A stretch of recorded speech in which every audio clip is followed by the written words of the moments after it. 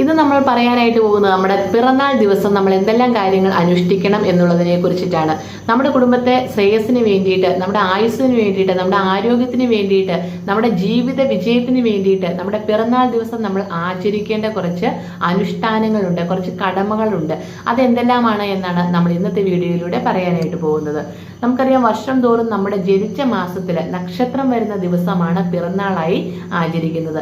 ഇത് നമ്മുടെ ജീവിതത്തിൽ വർഷം തോറും നിർബന്ധമായും ആചരിക്കേണ്ട ഒരു പുണ്യ ദിവസമാണ്. അതുകൊണ്ട് തന്നെ രാവിലെ പിറന്നാളുകാരൻ അല്ലെങ്കിൽ പിറന്നാളുകാരി ആരും ആയിക്കോട്ടെ, അവര് അച്ഛനെയും അമ്മയെയും നമസ്കരിച്ച് ക്ഷേത്ര ദർശനം നടത്തി വേണം അന്നത്തെ ദിവസം തുടങ്ങുവാനായിട്ട്. അതുപോലെ തന്നെ സദ്യ ഉണ്ടാക്കുക എന്ന് പറഞ്ഞാൽ പിറന്നാൾ ദിവസത്തിന്റെ ഒരു പ്രത്യേകത തന്നെയാണ്. അപ്പൊ ആ സദ്യ ഉണ്ടാക്കി നമ്മൾ സ്വയമേ കഴിക്കുന്നതിനേക്കാൾ മുമ്പ് നമ്മൾ ചെയ്യേണ്ട കാര്യമാണ് ഒരു ഇലയെടുത്ത് തെക്ക് ഭാഗത്ത് കൊണ്ടുപോയി വെച്ച് പിതൃക്കൾക്ക് സമർപ്പിച്ച് പ്രാർത്ഥിക്കുക എന്നുള്ളത്. നമ്മൾ അന്നത്തെ ദിവസം നമ്മുടെ കുടുംബത്തില്ലാതായ ആ ഒരു പിതൃക്കളെ ഓർക്കുക എന്ന് പറയുന്നത് അതൊരു പുണ്യമായിട്ടുള്ള ഒരു കാര്യമാണ്. അപ്പൊ നമ്മൾ അവരോട് പ്രാർത്ഥിച്ച് അവരുടെ അനുഗ്രഹം വാങ്ങിക്കുക എന്നുള്ളത് ശ്രേഷ്ഠമായിട്ടുള്ള ഒരു കാര്യമാണ്. അപ്പൊ അന്നത്തെ ദിവസം നമ്മൾ നിർബന്ധമായിട്ടും അത് ചെയ്യണം. അതേപോലെ തന്നെ നമ്മുടെ ഇഷ്ടദേവന്, അതിപ്പോൾ ആരും ആയിക്കോട്ടെ, നമ്മൾ ഏറ്റവും ഇഷ്ടപ്പെടുന്ന ആ ഒരു ഇഷ്ടദേവന്റെ മുമ്പിൽ വിളക്കൊക്കെ കൊളുത്തി വെച്ച് നമ്മുടെ ആ ഒരു പിറന്നാൾ സദ്യ ആ ഭഗവാനെ നിവേദിച്ച് ആ ഒരു നിവേദ്യം നമ്മൾ കഴിക്കുക എന്നുള്ളത് ശ്രേഷ്ഠതയാണ്. അപ്പോൾ അന്നത്തെ ദിവസം നമ്മൾ സദ്യ ഉണ്ടാക്കുമ്പോൾ ഇങ്ങനെയുള്ള കാര്യങ്ങളൊക്കെ ശ്രദ്ധിച്ചിട്ട് വേണം നമ്മൾ സദ്യ കഴിക്കാനായിട്ട്. അതുപോലെ തന്നെ നമ്മുടെ പല മംഗളകർമ്മങ്ങളും അഗ്നിയെ സാക്ഷിയാക്കിയാണ് ചെയ്യുന്നത്. വിവാഹം കഴിക്കുന്നത് തന്നെ ഒരു അഗ്നിസാക്ഷിയായിട്ടാണ്. അതുപോലെ മരിച്ചാൽ പോലും നമ്മൾ ചിതയിൽ വെച്ച് ദഹിപ്പിക്കുകയാണ് ചെയ്യുന്നതും അഗ്നിയിലാണ്, അല്ലെ?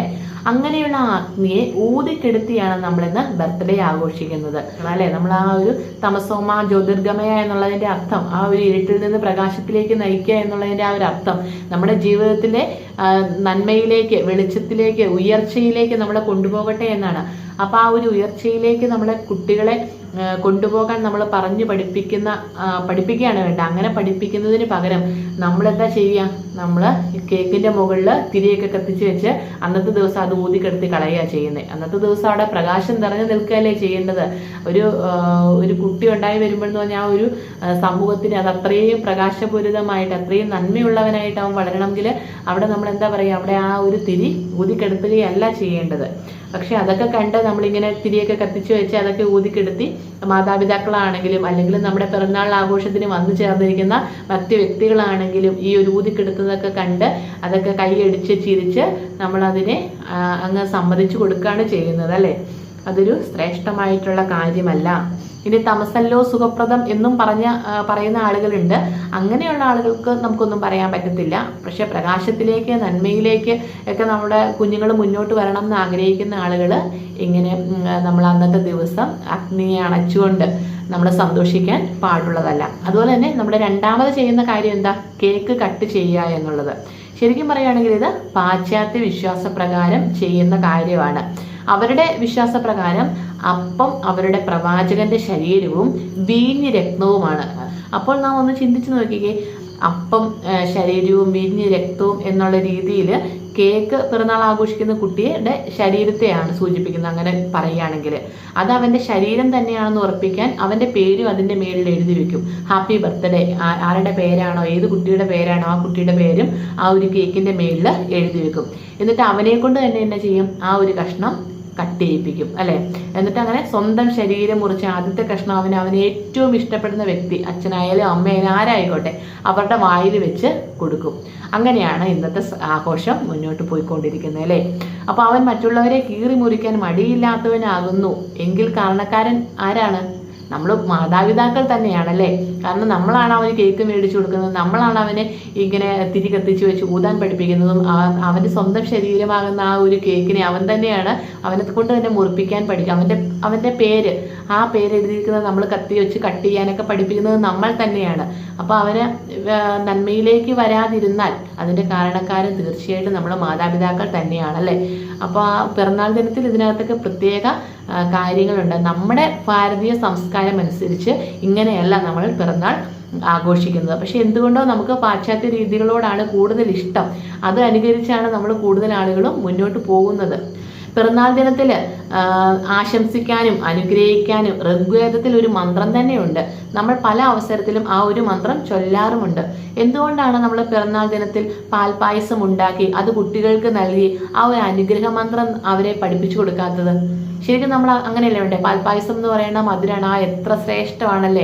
ആ ഒരു പാൽപ്പായസമൊക്കെ നമ്മൾ ആ കുഞ്ഞുങ്ങൾക്ക് സന്തോഷത്തോടു കൂടി ഉണ്ടാക്കി അങ്ങനെ പിറന്നാളൊക്കെ അങ്ങ് ആഘോഷിക്കുകയാണെങ്കിൽ എന്ത് ശ്രേഷ്ഠതയാണത്.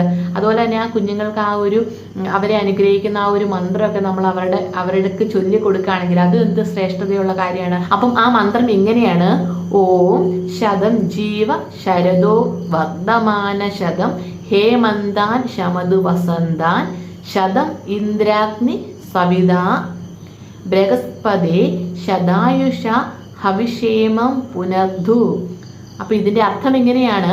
അല്ലയോ കുട്ടി, നീ സർവ്വവിധ ഐശ്വര്യത്തോടും കൂടി 100 വസന്തകാലങ്ങളും 100 വേനൽക്കാലങ്ങളും 100 ശരത്കാലങ്ങളും കടന്ന് 100 വയസ്സ് വരെ ജീവിക്കട്ടെ. എല്ലാം അറിയുന്ന, എല്ലായിടവും മനസ്സ് നിറഞ്ഞു നിൽക്കുന്ന, എല്ലാ അറിവുകളുടെയും ഉറവിടമായ ഈ പ്രപഞ്ചത്തിന്റെ ഊർജദായകനായ പരമ്പൊരുളെ, അങ്ങ് ഈ കുട്ടിക്ക് ഭൗതികവും ആത്മീയവും ഭൗതികവുമായ എല്ലാ അറിവുകളും നൽകി ഒരു 100 വർഷം ജീവിക്കാൻ അനുഗ്രഹം നൽകണമേ. ഇത് എത്ര നല്ല പ്രാർത്ഥനയാണെന്ന് നോക്കിക്കേ. എത്ര ശ്രേഷ്ഠമാണല്ലേ ഇത്, ഈ അനുഗ്രഹം കുഞ്ഞുങ്ങൾക്ക് നൽകുക എന്നുള്ളത് അല്ലേ. അപ്പോൾ നമുക്ക് ഈ ഒരു കാര്യം, നമുക്ക് ആ ഒരു കുഞ്ഞുങ്ങളെ അനുഗ്രഹിക്കും, കുഞ്ഞുങ്ങളെ നമുക്ക് കാൽ തൊട്ട് ആ ഒരു അനുഗ്രഹ നമസ്കാരം നടത്തുന്ന സമയത്ത് നമുക്ക് ആ കുഞ്ഞുങ്ങളെ ഇത് പറഞ്ഞ് അനുഗ്രഹിക്കാവുന്നതാണ്. ശ്രേഷ്ഠതയാണ് അത് കേട്ടോ. അപ്പം നമ്മുടെ കുഞ്ഞുങ്ങളുടെ കൂട്ടത്തിൽ നമ്മുടെ പ്രാർത്ഥന എപ്പോഴും ഉണ്ട്. എന്നാലും അന്നത്തെ ദിവസം അവരെ ഇതൊക്കെ പഠിപ്പിക്കുക എന്ന് പറയുന്നത് ഇനിയുള്ള തലമുറയിലും അവർ ഈ കാര്യങ്ങളെല്ലാം അവരുടെ കുഞ്ഞുങ്ങളോടും ഇത് ചെയ്യേണ്ടതാണ് അല്ലേ. ഇന്നത്തോടു കൂടി നമ്മുടെ ഈ ആചാരങ്ങളൊന്നും നിന്നു പോകാനുള്ളതല്ല. ഇനിയും മുന്നോട്ട് നമുക്കിത് ആവശ്യമാണ്. നമ്മുടെ കുടുംബത്തിന്, നമ്മുടെ ശ്രേഷ്ഠതയ്ക്കൊക്കെ ഇത് ആവശ്യമാണ്. അപ്പം നമ്മൾ അവരെയും ഇത് പഠിപ്പിക്കേണ്ടത് അത്യാവശ്യമാണ്. അതുപോലെ തന്നെ പിറന്നാൾ ദിനത്തിൽ വിവിധ ക്ഷേത്ര ദർശനം നടത്തുകയും വഴിപാടുകൾ ചെയ്യുന്ന ആളുകളുമാണ് നമ്മൾ. സാധാരണ നമ്മൾ പിറന്നാൾ ദിനത്തിൽ കഴിക്കുന്ന ഒരു വഴിപാടാണ് പുഷ്പാഞ്ജലി. എല്ലാവരും പുഷ്പാഞ്ജലി കഴിപ്പിക്കുന്ന ഒരു ദിവസമാണ് പിറന്നാൾ ദിവസം. എന്നാൽ പിറന്നാൾ ദിനത്തിൽ കഴിപ്പിക്കേണ്ട ഏറ്റവും ഉത്തമമായ വഴിപാട് ധാരയാണ്. ശിവഭഗവാന് ധാര വഴിപാടായി സമർപ്പിക്കുന്നത് ഐശ്വര്യവും ആരോഗ്യവും പ്രദാനം ചെയ്യും. ജലധാരയാണ് സാധാരണഗതിയിൽ വഴിപാട് നടത്താറുള്ളത്. ഇനി ക്ഷീരധാരയും ഇളനീർധാരയും ഒക്കെ നമുക്ക് നടത്താവുന്നതാണ്. അതുപോലെ തന്നെ ആ ധാരയുടെ പ്രസാദമായിട്ട് ലഭിക്കുന്ന ആ ഒരു പായസം പിറന്നാൾ ദിനത്തിൽ കഴിക്കുന്നത് ആയുരാരോഗ്യ സൗഖ്യത്തിന് ഉത്തമമാണ്. ധാര നടക്കുന്ന സമയത്ത് ജന്മനക്ഷത്രക്കാർ ക്ഷേത്രത്തിൽ തന്നെ ഉണ്ടാകുന്നതാണ് ഏറ്റവും ശ്രേഷ്ഠമായിട്ടുള്ള കാര്യം. ഇപ്പൊ ക്ഷേത്രത്തിൽ ധാര നടക്കുന്ന ആ സമയത്ത് പഞ്ചാക്ഷരി മന്ത്രമൊക്കെ നമ്മൾ ജപിച്ചുകൊണ്ട് അവിടെ നിൽക്കുകയാണെങ്കിൽ വളരെ ഉത്തമമായിട്ടുള്ളൊരു കാര്യമാണ്. അപ്പോൾ ശിവഭഗവാന് നമ്മൾ ധാര കഴിക്കുന്നതോടൊപ്പം തന്നെ ഗണപതി ഹോമം നടത്തുന്നതും വളരെ ഉത്തമമായിട്ടുള്ളൊരു കാര്യമാണ് അന്നത്തെ ദിവസം. അപ്പോൾ വിളക്ക് കൊളുത്തുന്നത് പോലും സൂര്യദേവന് നേരെയാണ്. നമ്മൾ പകൽ സമയങ്ങളിൽ കിഴക്കോട്ട് ദർശനമായും വൈകുന്നേര സമയങ്ങളിൽ പടിഞ്ഞാറ് ദർശനമായിട്ടുമാണ് വിളക്ക് തെളിയിക്കേണ്ടത്. അല്ലെങ്കിൽ നമുക്ക് 2 ഭാഗത്തേക്കും കിഴക്കോട്ടും പടിഞ്ഞാറോട്ടും തിരിയിട്ട് നമ്മൾ ഉപ്പുകൈ പോലെ തിരിയിട്ട് നമുക്ക് വിളക്ക് കത്തിക്കാവുന്നതാണ്. അതും ശ്രേഷ്ഠതയാണ്. അപ്പോൾ ഈ വിളക്ക് തെളിയിക്കുമ്പോൾ അല്ലയോ സൂര്യദേവ, ഒരു പക്ഷാപാതവുമില്ലാതെ ഈ ഭൂമിയിലെ സകല ജീവജാലങ്ങൾക്കും വേണ്ടി അങ്ങ് സദാ പ്രകാശം ചൊരിഞ്ഞുകൊണ്ടിരിക്കുന്നു. ഞാനുമിതാ നിനക്ക് മുന്നിൽ കൊളുത്തിവെക്കുന്ന ഈ തിരുനാളത്തെ സ്വന്തം ആത്മാവായി കണ്ടുകൊണ്ട് സകല ജീവജാലങ്ങൾക്കും നന്മ ചെയ്ത് എൻ്റെ ജന്മം പ്രകാശപൂരിതമാകട്ടെ. അതിനായി എന്നെ അനുഗ്രഹിച്ചാലും ഭഗവാനെ എന്ന പ്രാർത്ഥനയോടെ ആ വിളക്ക് കൊളുത്തുമ്പോഴുള്ള ആ ഒരു ശ്രേഷ്ഠത എന്ന് പറയുന്നത് നമുക്ക് ചിന്തിക്കാൻ പറ്റത്തില്ല. അത്രയ്ക്ക് ശ്രേഷ്ഠതയാണ് നമ്മളിങ്ങനെ പ്രാർത്ഥിച്ചുകൊണ്ട് ആ ഒരു രാവിലെ നേരങ്ങളിലൊക്കെ ആ തിരി നമ്മൾ കൊളുത്തുക എന്ന് പറയുന്നത്. അപ്പോൾ നിങ്ങളൊന്ന് ഓർത്ത് നോക്കിയേ, എത്ര ശ്രേഷ്ഠതയല്ലേ നമ്മളിങ്ങനെ ഓരോ ദിവസവും ഓരോ കാര്യങ്ങൾ ചെയ്യുമ്പോൾ. അപ്പോൾ നമ്മൾ പിറന്നാൾ ദിനത്തിലൊക്കെ ഇങ്ങനെ പ്രാർത്ഥിച്ചുകൊണ്ട് വിളക്ക് കൊളുത്താൻ വേണ്ടിയിട്ട് നോക്കുക. അല്ലാത്ത ദിവസങ്ങളിലും നമുക്ക് ഈ ഒരു പ്രാർത്ഥനയോടുകൂടി വിളക്ക് കൊളുത്തുന്നത് ശ്രേഷ്ഠതയുള്ള കാര്യം തന്നെയാണ് കേട്ടോ. നമ്മൾ ഇതൊക്കെയല്ലേ നമ്മുടെ കുട്ടികൾക്ക് പറഞ്ഞു കൊടുക്കേണ്ടത്. ഈ ഒരു വിളക്ക് ഊതിക്കെടുത്തി നമ്മളിങ്ങനെ എന്താ പറയുക, ഭ്രാന്ത് പിടിച്ച ആളുകളെ പോലെ കൈകൊട്ടിയൊക്കെ ചിരിച്ച് ചുറ്റും കൂടി നിന്ന് ആഘോഷിക്കുക എന്നുള്ളത് അതൊരു നല്ല ഒരു ശ്രേഷ്ഠതയുള്ള കാര്യമല്ല. അപ്പോൾ അതുകൊണ്ട് തന്നെ നമ്മൾ കുഞ്ഞുങ്ങളെ എന്താ പറയുക, ഇങ്ങനെയുള്ള നന്മയുള്ള കാര്യങ്ങളെല്ലാം, നല്ല കാര്യങ്ങളെല്ലാം നമ്മുടെ കുട്ടികളെ പഠിപ്പിക്കാൻ വേണ്ടിയിട്ട് നമ്മൾ തീർച്ചയായിട്ടും നമ്മൾ മനസ്സ് വെക്കണം. എന്നാൽ മാത്രമാണ് നമ്മുടെ കുട്ടികൾ നല്ല ഉന്നതിയിലേക്ക് എത്തത്തുള്ളൂ. പറ്റുന്ന ആളുകളൊക്കെ ആണെങ്കിൽ ആ ഒരു കുഞ്ഞുങ്ങളെ കൊണ്ട് അശരണരായിട്ടുള്ള പാവപ്പെട്ട ആളുകൾക്കൊക്കെ ഭക്ഷണം വിളമ്പി കൊടുക്കാനൊക്കെ ആയിട്ട് പഠിപ്പിക്കുക. അതൊക്കെ ആ കുട്ടിയിൽ നിന്ന് പറഞ്ഞൊരു കാരുണ്യവും മറ്റുള്ളവരെ സഹായിക്കാനുള്ള ഒരു മനസ്സൊക്കെ വളർത്തിയെടുക്കാനായിട്ട് പറ്റും.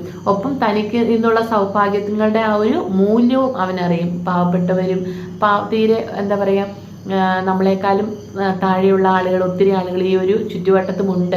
അവർക്ക് ആ ഭക്ഷണത്തോടുള്ള ഇഷ്ടമൊക്കെ ആ കുട്ടിക്ക് മനസ്സിലാക്കാനായിട്ട് അതൊരു കാരണമാകും. അപ്പം എല്ലാവർക്കും അല്ല, പറ്റുന്ന ആളുകൾക്ക് മാത്രം ചെയ്യാവുന്ന ഒരു കാര്യമാണ് കേട്ടോ ഞാൻ പറഞ്ഞ. എല്ലാ ആളുകൾക്കും അങ്ങനെ പറ്റത്തില്ല. പറ്റുന്ന ആളുകൾക്ക് അങ്ങനെ ചെയ്യാവുന്നതാണ്. അന്നത്തെ ദിവസം അന്നദാനമൊക്കെ നടത്തുന്നതും സ്വന്തം കൈകൊണ്ട് വിളമ്പി കൊടുക്കുന്നതും ഒക്കെ ശ്രേഷ്ഠതയാണ്. അപ്പോൾ അതിമനോഹരമായിട്ടുള്ള ഒരു സംസ്കാരം നമുക്കുള്ളപ്പോൾ എന്തിനാ നമ്മൾ പാശ്ചാത്യത്തിൻ്റെ ആ അറിവുകേടിനെ അനുകരിക്കുന്നത്?